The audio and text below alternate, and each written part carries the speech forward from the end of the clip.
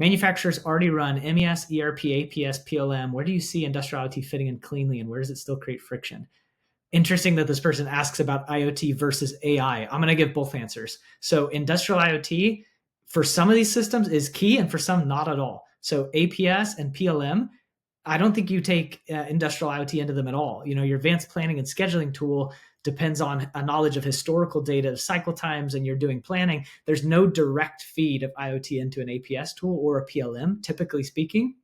Now, an MES is directly powered by IoT. More and more MESs have stations that are showing live IoT data on the screen. They're doing validations, they have quality, and so it's an essential part of it. Not listed here is the QMS. They increasingly take IoT data to be able to automatically create a non-compliance report or a CAPA based on a quality issue, and a CMMS or an EAM, an asset management tool that directly wants to be connected to IoT data, for example, to know the health of an asset, or to do basic maintenance scheduling, maybe usage-based counting instead of only time and trigger-based.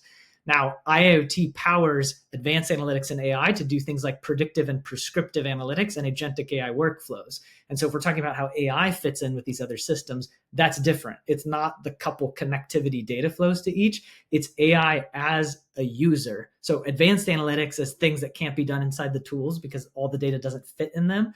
But agentic AI in using generative AI to act like a user of the tool, read their dashboards, actually execute things. Let me just take one example, which is APS, which is scheduling, has nothing to do with IoT.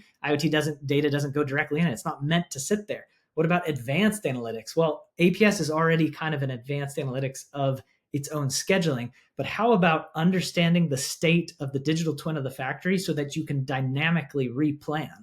Okay, now we're talking about something altogether different, where an agentic AI becomes a user or a collaborator with the APS tool in order to create smart scheduling.